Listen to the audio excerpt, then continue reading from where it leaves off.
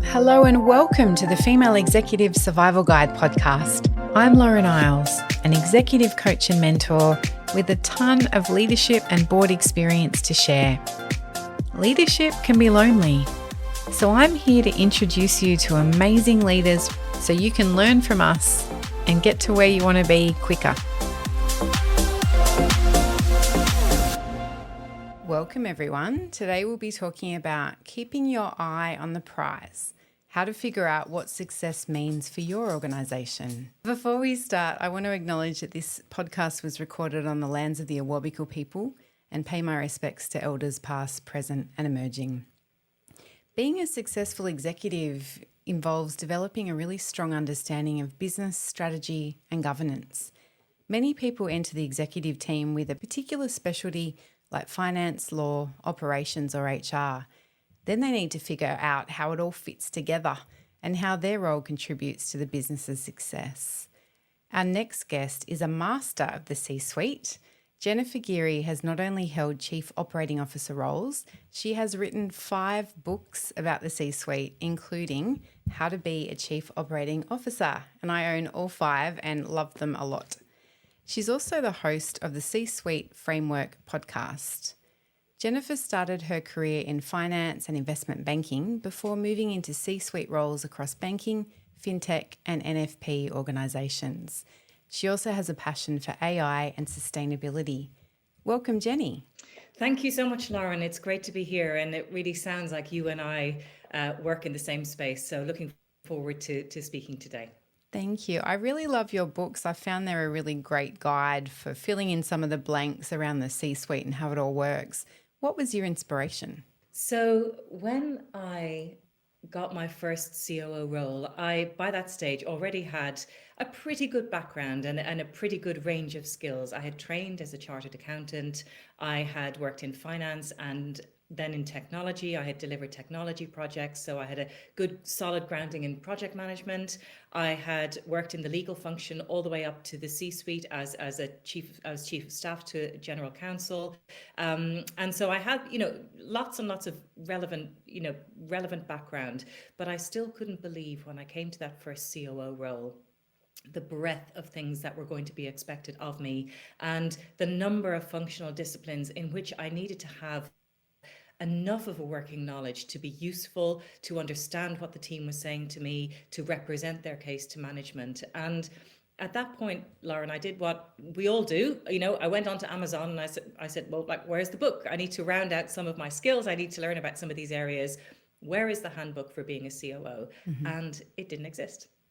And so what I had to do was dig deep and individually learn about the different disciplines. So everything from things like supply chain and procurement to facilities management to comms to HR. And I did it the hard way, and I did it by leveraging my network and experts in the field and researching, industry frameworks for each of those areas. And when I did that, and when I came out the other side of that first role, I thought to myself, oh, is there a book? I wonder, is there a book?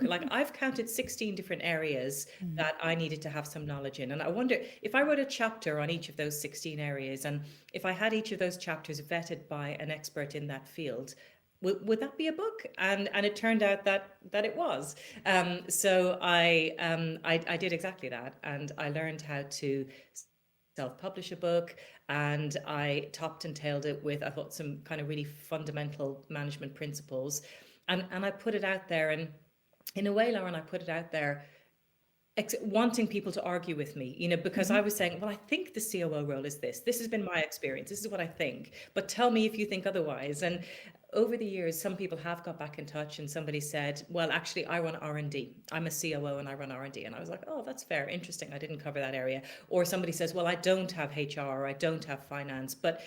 And that's fine. And, we can go into the role a little bit more. It's different all the time. But actually, it stood up pretty well, I think, to scrutiny over 7 years. And 30,000 sales later, people still write to me and say, look, thank you. You really helped me in that first role. That's brilliant. So it's quite a big learning curve for a new executive moving up to that top team.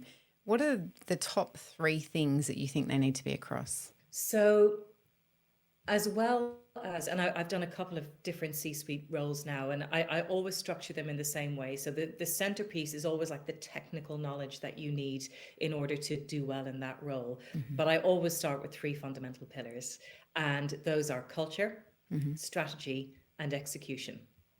And I start with culture, not surprisingly. I think, once you've been around for a while, you realize that it really is the thing that either supercharges or undermines everything else that you try and do. Mm-hmm. So if you are operating in a culture that is positive, that is engaged, that is motivated, that where people are pulling together and amplifying each other's efforts, everything becomes easier.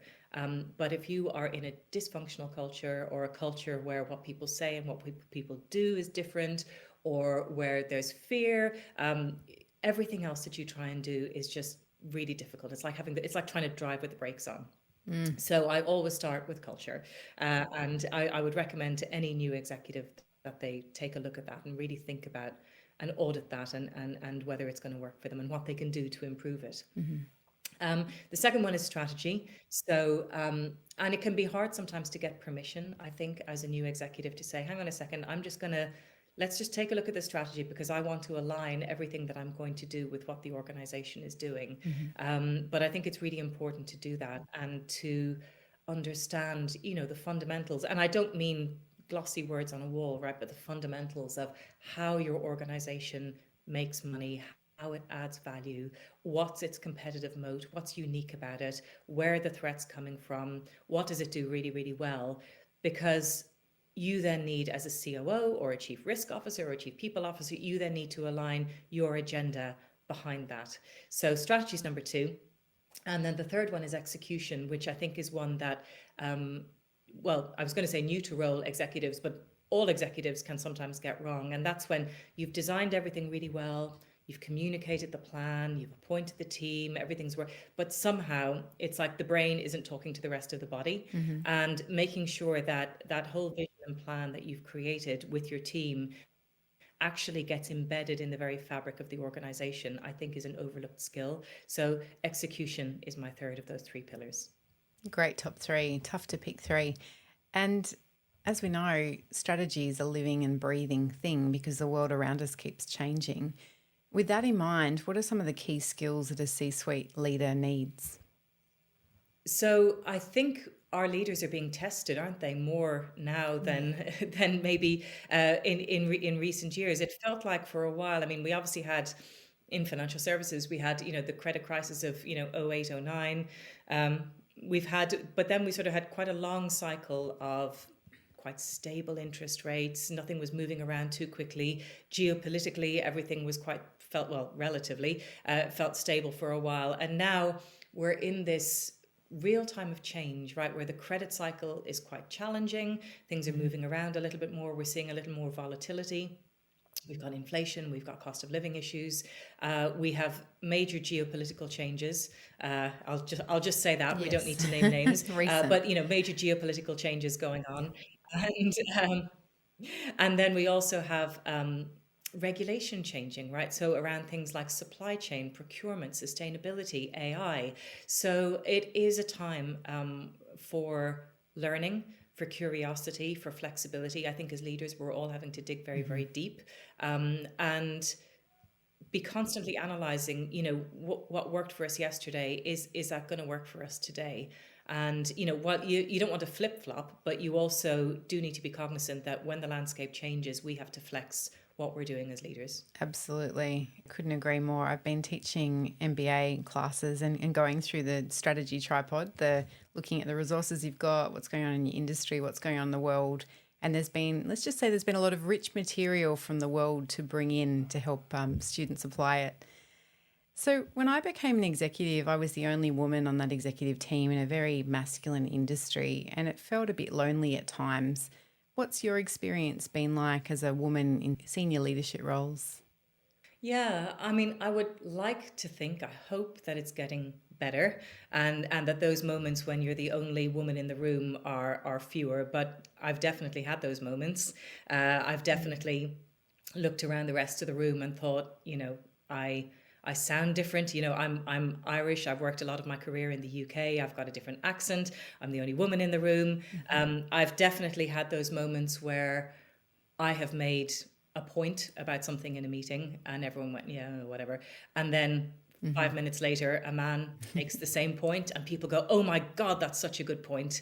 I've had that happen to me. Literally, I can remember, the incidents of it. I have had times when I felt like I bumped up against a glass ceiling, where I've gone into a role that was held by somebody with a more senior position than me, but I didn't get the promotion and so on. So, and who knows, was that because I was a woman? Was it not? Was it because of something else? Was it me? Was it them? Who knows? But I've definitely felt those challenges along the way. I would like to feel in recent years, as I've had responsibility for building out my senior teams, that I've been able to bring more diversity, more points of view to everything that I do. And so hopefully these days it doesn't feel quite as lonely or quite as challenging, but it can happen. And, there's also, as we all know, there's all sorts of diversity issues and people struggling to feel that they fit in at different management levels. But it's a moving feast, and we keep working to try and make it more level, I think. Absolutely. Well, thank you for being part of today's conversation, because that's what we're trying to achieve, share stories to really inspire and encourage women in their first few years of their career. And the business conversations we're having are going to be very helpful to a lot of men as well. So hopefully that listener base continues to grow. I read in your bio on your website that you're into swimming, which I am too. And I'm really curious, where do you get your swimming fix in London? Oh, it's hard, right? So I grew up in Dublin, right by the sea, where you can do a day's work and walk the pier in Dunleary on a sunny evening afterwards, or you can drive 40 minutes south to a lovely sandy beach. And coming to London, I will say that is an adjustment, and definitely for lots of Aussies who come over as well to London, I think it's a challenge. And it probably took me 10 years to figure it out. So I now live in a part of southeast London where I have a freshwater lake up the hill from me. Now it's winter time here in London, so it's pretty chilly at the moment, I will say. And if I'm honest, I haven't been there all that much recently, but I do have that option on my doorstep. And believe it or not, if you drive about 2 hours south of London, there are some beautiful sandy beaches, but I'm going to keep them a secret if that's okay. It's That's completely okay. it is an important thing for me. I feel great. I just find it's good for the body, mind and soul. I got back into it a year ago and I'd been away for probably a decade. And it really just helps in terms of balancing the busyness of leadership roles and things. It brings everything back into balance and gives you that sense of community and perspective and connection with nature. Have you found, as you've moved through your senior career, that sort of being outdoors and exercise has helped you reset and perform at your best? Honestly, I think it is absolutely critical. We're all nicer people, aren't we, when we've spent some time in nature, when we've had a chance to calibrate, to just calm down, to reset. And I think I pretty much every day I'll at least walk 5K. Again, with the park that's nearby me, I can do that. I think that was a habit I picked up in lockdown, and I've done my very best to keep going since then. And when you are a leader, I mean, the challenges that you face are they're bigger. The roles can be, being a COO, a CRO, it can be quite anxiety inducing and quite stressful. And it's our job to stay calm and level and balanced and moderate in our responses. And I think that sort of responsibility for self-care, so that you're not being triggered by whatever the latest drama is really important. So whatever works for you, but yoga, walking, exercise, swimming, whatever it is, go listening to music, live music, concerts, whatever. It's actually part of your responsibility and part of your preparation and ongoing maintenance as a leader, that you look after yourself and keep yourself really balanced, and it has the benefit of being highly enjoyable as well. Yes, I completely agree. And I think for me, I've chaired a board and things like that, but in my last executive role, it was corporate communications. So it was that sense of being on call all the time.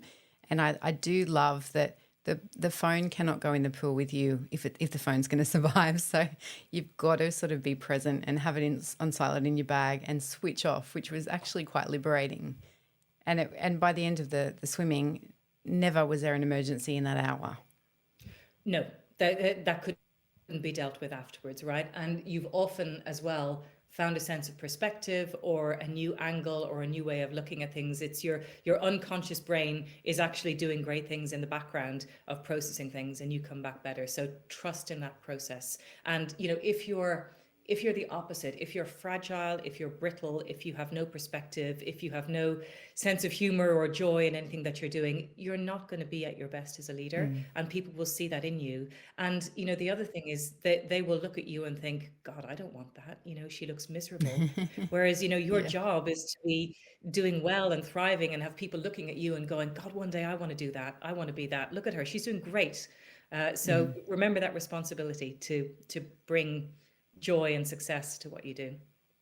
Absolutely. There's no point sort of being a shell of a human. It's not good for your workmates. It's certainly not good for your friends and family. If you were to go back in time to your first senior leadership role and start it all again, what would you do differently? So you told me you were going to ask this question, and it was a great one because I sort of spent a night reflecting on it and thinking about it. And what I came back to was I would tell myself to relax into it a little bit more. And I know that sounds really counterintuitive, but I am inherently a people pleaser. I want people to be delighted. I want the person who hired me to go, see, I told you she was the one. I told you she was worth, bringing into the role. And so I have this inherent desire in me to come to something and turn it around and make it a massive almost overnight success. And sometimes there's a need for a fundamental turnaround and for dramatic change, but more often there isn't, right? More often it's about settling into the role. It's about seeing what you've got. It's about taking the temperature. It's about listening, spending a lot of time listening to people and taking time to figure out what's good about what you've got, what needs to change. And the really accomplished, graceful, elegant leaders that I have seen are the ones that are okay with taking some time to absorb, to assess the landscape, not to knee jerk, and to make fewer, more powerful moves, if that makes sense. Absolutely. And that's hard for someone who's a hard worker and busy and everything else. But I try and have that at the back of my mind in some of those senior roles. Just calm down. Just take a minute. It's okay. Absolutely. And I mean, it's like getting ready to fire an arrow. You need to pause, make sure you're steady and aim in terms of the decisions you think are right in the first few weeks or months are made at a time where you don't fully understand the organisation or the complexity of the sector and things like that. So I really back what you're saying in terms of think, reflect, check again, build the trust and rapport before you launch into things. Yep. So do you have a survival tip that you'd like to share for a woman who's just starting out as an executive?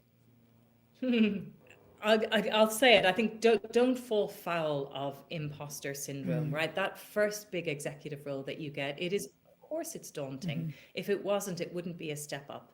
And if you didn't feel a little bit scared, then arguably you mightn't be challenging yourself enough. Yeah. So you will have gaps. Nobody comes to a new role like that fully formed, but don't let that hold you back. Do an audit. Be really honest with yourself about where you feel strong and where you feel that you've got lots to bring and where you feel a little bit weak. And then do something about those, right? Do something to address that gap. If you are not somebody who understands the numbers, go and take a finance for non-accountants course, right? So that you can understand and read the numbers a little bit more. If you, like me, right, felt that there were areas, across a COO role where, who's going to be an expert in 16 areas? Nobody, right? So, do the work, do the research, but don't stop, right? Don't not go for the role. Don't not do it because you're missing something. And essentially that's what my books were born out of. I didn't want people to not go for a role where they had lots of ability and talent and value to add because they were missing 20% or 40% of the knowledge needed. And I suppose as well, don't confuse not being able with not knowing something, right? There's a difference. The second one is about functional knowledge, which can be acquired and which can be learned. So, that growth mindset, that positivity, that, okay, I don't know everything here, but I'm going to work really hard and make up the gaps. That's the secret to success. And I don't aim my books at women. They're aimed for everybody. I hope they help everybody. But I think as women, we're more likely to say, oh, I haven't got that. I don't know how to do that yet. Maybe 3 more years or whatever. And what I'm saying is, no, go for it and don't hold yourself back. And you can make up the knowledge gaps that are there. Great advice. I have heard that quite often as women, we can think I've got to know 100% of the criteria. I have to have led all of the functions before I go for that, instead of really thinking about transferable skills and experience, which we often have in droves. Exactly. So that's brilliant. So if people would like to get a copy of your books. Yeah, my books are available on Amazon, including in Australia. So there's 5 of them now. So Chief Operating Officer, Chief Risk Officer, and then I collaborated with an amazing Chief People Officer to cover the HR function, and a Sustainability Officer for the obviously incredibly important ESG area as well, ESG sustainability area. And then I did a 5th book this year on AI. So sort of a thought experiment looking at how the role of the COO was going to change and be challenged, threatened, but also be augmented by AI. And I called that the Augmented COO. Excellent. And I've noticed your email list and your podcast is really following that AI journey in more detail. So we'll put a link in the show notes if people would like to get in touch or follow your work and go on that journey with you. That sounds great. Thank you. Well, thanks so much for joining me, Jenny. I really appreciate your time, and I know the listeners will get a lot out of that conversation as well. And I look forward to staying in touch. It sounds great, Lauren. Wishing you all the best. The podcast is terrific, and great to reach out to my Aussie friends and sisters, and best of luck with it. Thank you so much. Thank you for listening. This podcast was recorded on Awabakal country on Australia's east coast. All advice is general in nature. If you liked this podcast, please like, rate and share. You can connect with me at laureneyles.com.au.